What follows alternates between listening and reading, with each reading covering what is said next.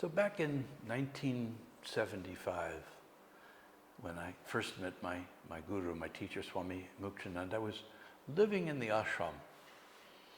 And one night he gave a lecture saying that everything is consciousness.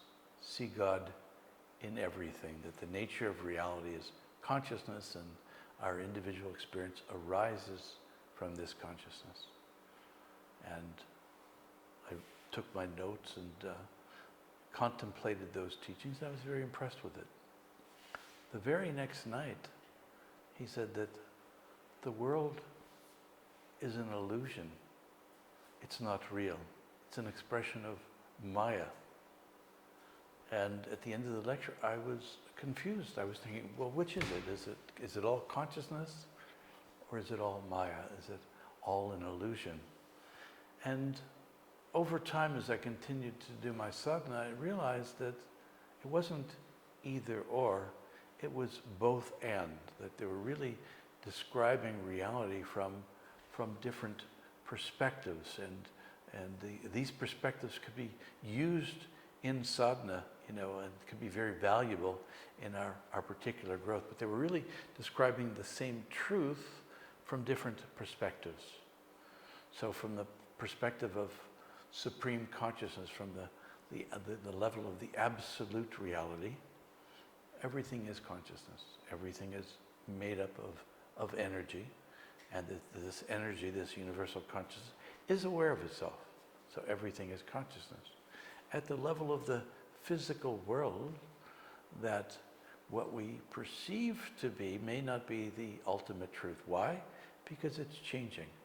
The word we use for reality and unreality is sat and asat. So sat is that truth which is the same in all places, in all things, at all time. It's the underlying reality of all that is. Maya, on the other hand, or asat, is that which is changing.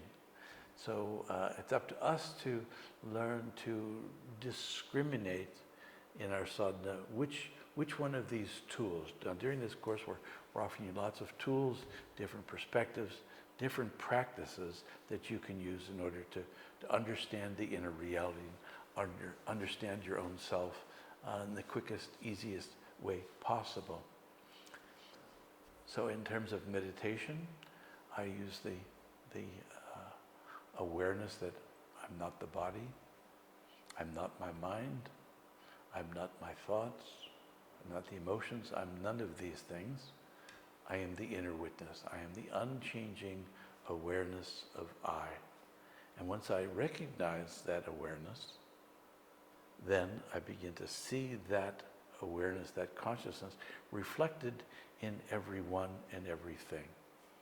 So both perspectives. The word viveka describes the practice of learning to discern between these two. So viveka is the practice of discerning between sat and asat, between the truth of our own being, the truth of our own consciousness, and that which is asat, that which is changing.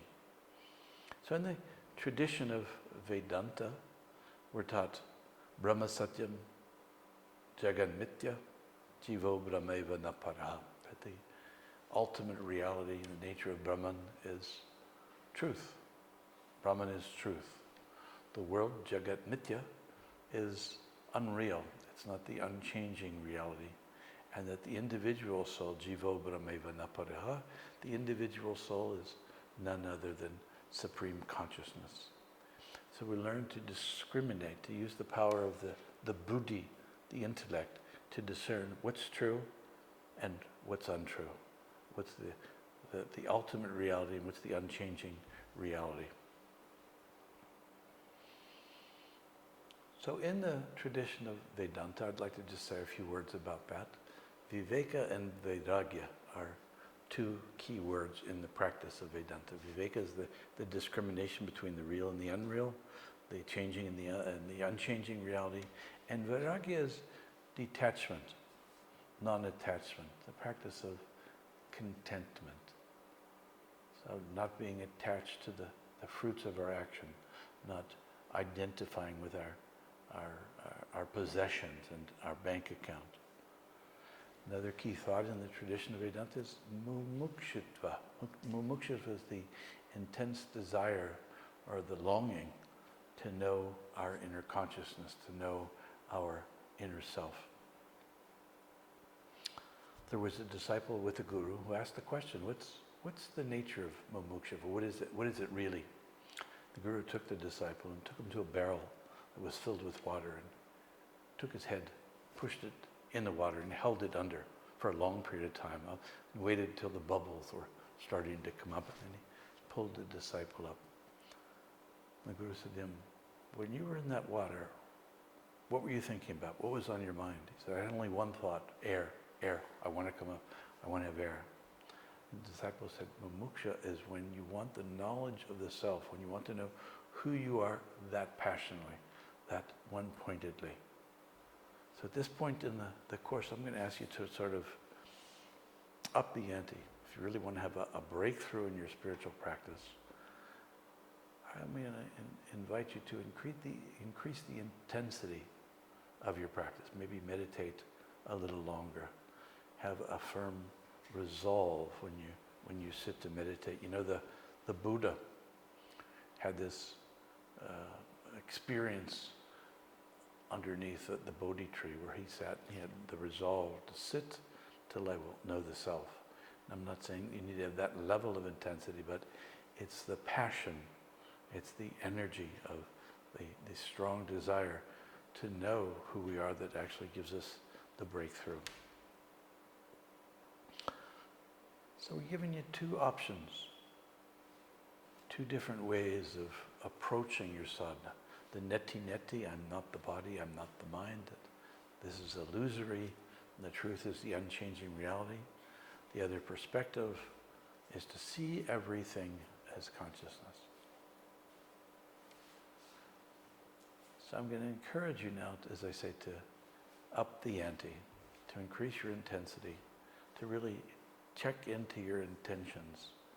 Once you decide to know the self as your primary goal, is to understand your inner reality, that the universe will begin to conspire to provide everything that you need.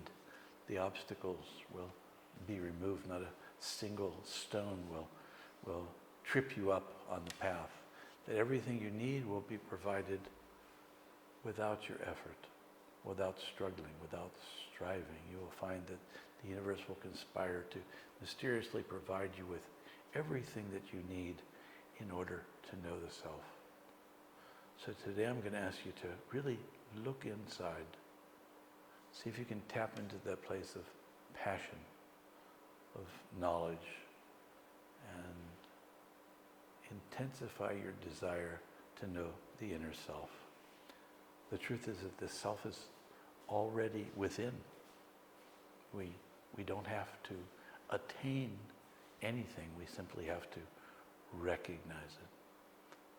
So this week I encourage you to recognize your own self. God bless.